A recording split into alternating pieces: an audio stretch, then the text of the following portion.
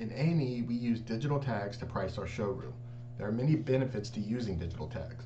For one, it cuts down on manual price changes, but they also provide useful information beyond price, such as inventory info, key feature callouts, and with the most recent template update, the monthly payment with Synchrony financing. But they're not perfect, and there are times when we need to go in and manually update a tag that didn't automatically update, and from time to time we might need to manually update all tags on your floor. In this video, we're going to cover basic information as well as more advanced tag maintenance processes, but for all things digital tags, we have a wiki page that you can refer to anytime you need. From the wiki homepage, you can simply search at the top for digital tags, and it should be the first result. But once you get to the landing page for digital tags, this is where you can find all the most useful information. There we go. So starting with the basics, we have 3 different size tags on your floor. We've got 6-inch tags, 4.2-inch tags, and 2.6-inch tags. Refrigerators are the only product on your floor that should be using 6-inch tags.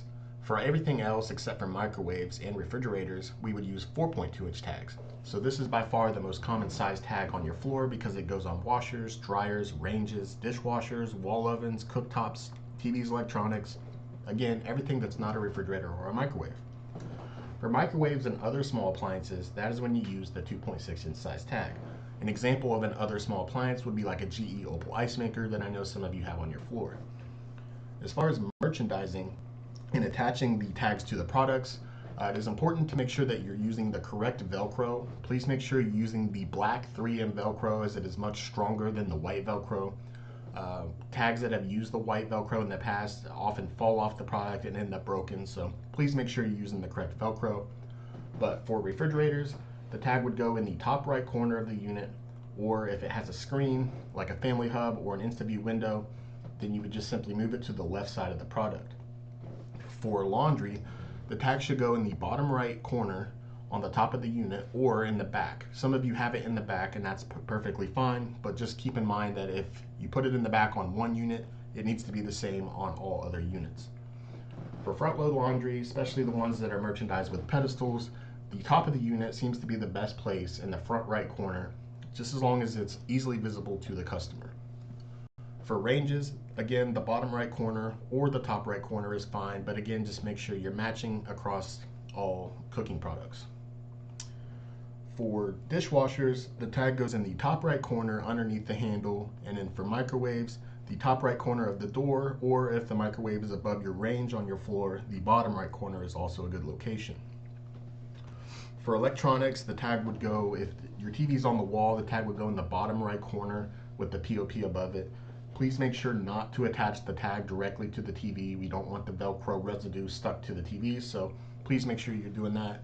And if the TV is on a stand, then you would just simply put the tag near the bottom right corner of the TV, pretty much the same place as if it was mounted on a wall. Now, as far as setting up digital tags and maintaining them, you would do that through ABB Link website, which is linked here on the wiki page. In the past, we've had individual logins for all department managers, but we're going to move to a universal login for all stores. The new login credentials are listed right here for your convenience, but the email address is aebuyers@bigsandysuperstore.com, and the password is digitags01 ! With a capital D and a capital T. It is case sensitive, so make sure if you're typing it in that you type it in exactly as it's shown here, or alternatively, you can just simply copy and paste, which is what I'm going to do. But once you click this link, it'll take you to the link login page where you can type in the email and the password, or you can copy and paste. But once you get logged into Link, you will get this pop-up right here that says save password, and you do want to save this password. Please make sure to save the password on all computers in your department, because we want anybody at any given time to be able to make changes when necessary. So go ahead and save that. From the landing page, you're not going to be able to do anything with digital tags, so you got to navigate to the correct screen. Using the hamburger button in the top left, go to Store Management and Manage Digital Price Tags. Once you get logged in, your screen should look just like this. To set up a new tag, you would simply go to Create. A little pop-up comes up, and this is where you would put all the information you need to set up the tag. So select your store. In this case, I'm going to choose Dublin as my store. a tag number, which can be found on the back of the tag near the barcode, or in some cases on the front of the tag on the screen itself. But on all tags, it would be on the back. And then make sure to choose the correct tag size. There are a bunch listed here, but again, we only use 2.6, 4.2, and 6-inch tags. In this case, it is a 6-inch tag, so I will select that size. And the next step is to select the template. The template can be found on the wiki page as well. Right here it says the current template you should use for 6-inch and 4.2-inch tags is the Big Sandy guaranteed low price plus monthly payment. The 2.6-inch tags uses a different template, which is the Big Sandy red in stock colors. So just make sure you're selecting the correct and current template. And then the last thing to do is to type in the product SKU. Once you start typing in the product SKU, it should pop up down here. You must click this pop-up. For example, if you just type in the number by itself and you hit save, it's not going to work. It says tag assignment created successfully, but when you look here, the product info and the brand info is blank. So just make sure that you are clicking the pop-up when it comes up. So right here it popped up, and then I will now see a template preview in the actual tag setup screen. So once you see that, you can hit save and you should be good to go. So now all the information is loaded. There's one step left. You got to push to digital. So every time you set up a new tag, this is the last step. But once you push that, you'll get a confirmation at the bottom that says digital tag push to device. To edit a tag that's already been set up before, the best way to do that is to search the model of the tag. So in this case, I will look for the product in my columns and then start typing in the model. When you start typing in the model, you'll see there are a bunch of tags for that model set up. You can just look for your store name, or you can simply add an additional filter by location, and then choose your store. So now you will only see the results for your store. This is the tag that I just set up. They've already had a tag for this. Say I want to change this tag number to a different model. You simply go to the edit icon and start typing in your new model. We'll just choose this one as an example. Again, you got to click the pop-up, wait for the template preview, and now you can hit save. And now all the information on that tag has been updated. I can clear that filter. And now this tag, since it's the newest one, is going to show up at the top of the list. And from here, I can push to digital. Within just a couple minutes, your tag should update to the new model. Now, like I mentioned at the beginning, there are times when we need to manually go in and push a new price to a tag. To do that, you simply just use the filters, search for that model, filter by your location, add as many filters as you need to find the product that you're looking for, and then you simply just go to that product and hit push to digital. And again, you should get that confirmation near the bottom and your tag should update.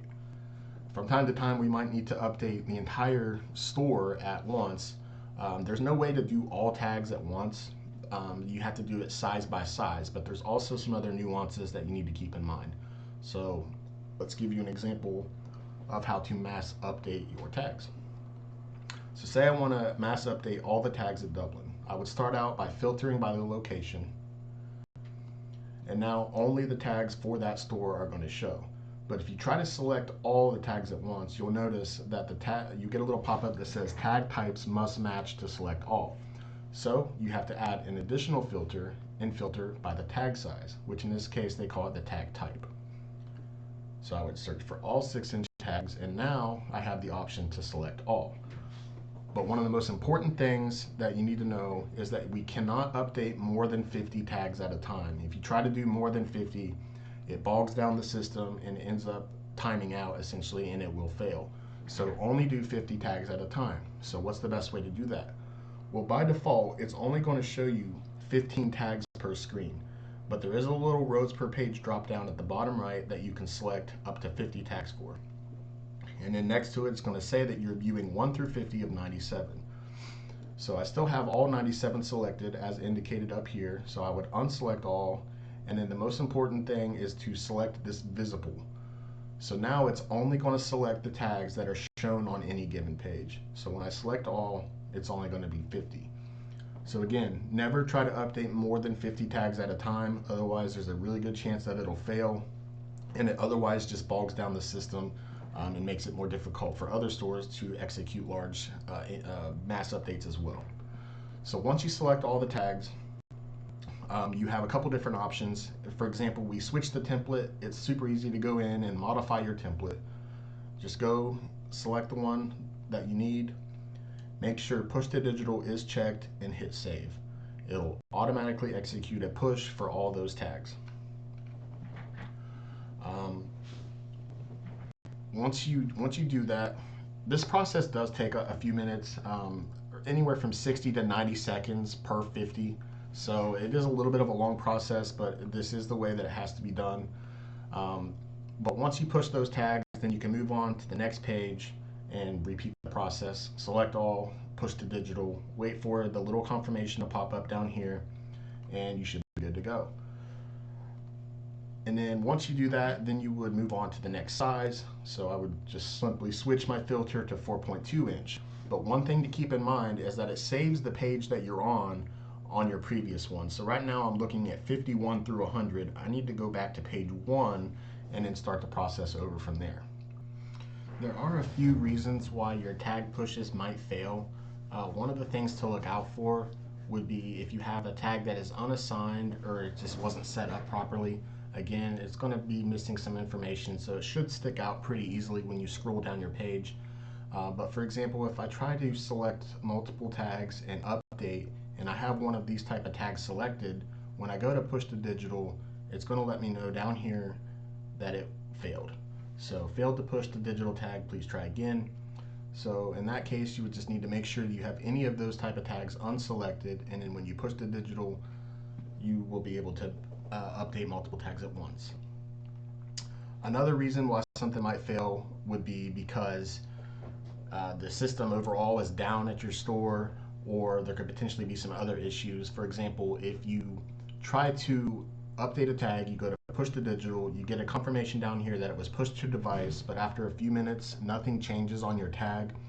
Well, that could be due to a tag in the blocked status. From time to time, a tag may become blocked. Basically, what happens is it tries to receive a signal multiple times, and then if after those attempts fail, it essentially blocks itself, and that is to prevent it from draining the battery trying to constantly search for a signal. So it'll basically just stop trying to receive a signal and become blocked. If you try to do that and it doesn't update, just let us know. Send us the tag ID example, and by us I mean AE Buyers as well as Help Desk. For any digital tag issue, there's a couple things to keep in mind. Number one, it's got to be to AE Buyers and to Help Desk. Help Desk must be copied on all of our digital tag issue emails, but also you need to include as much information as possible. Usually includes a couple examples, whether it be the tag ID or just some more detailed information other than try to push a tag and it won't update. Well, that doesn't help us any. We're going to need to go back and forth trying to get to the bottom of it. So but if a tag is blocked, we can easily go in on the back-end system, see that, clear it, and it should update from there. Or we can also check to see if there's other system type issues, whether your system's down or perhaps maybe you have some bad batteries and some tags that could prevent it from working. Those would need to be replaced. But just very important to make sure that you're including as much information on the issue emails as possible. And then one last thing too, for digital tag requests, we did make a change here. Previously, we were using the digital tag needs Google Sheet. We have done away with that sheet, so the new process is to just simply email AE Buyers, let us know how many you need, and we can send them to you from there. But as before, it's important to note that you don't need to request more than you actually need. So like if you need 5, there's no reason to request 10. 6 or 7 is good because it's not a bad idea to have 1 or 2 extra on hand if you need them. But we don't want to have a situation where we have drawer full of tags at your store, or just otherwise hoarding tags, because they are in limited supply and we need as many on hand as we possibly can. That way we can make sure all tags that stores need can be sent out. But hopefully this is a helpful guide, and if there's any additional questions beyond this, please reach out and let us know, but we should be good to go.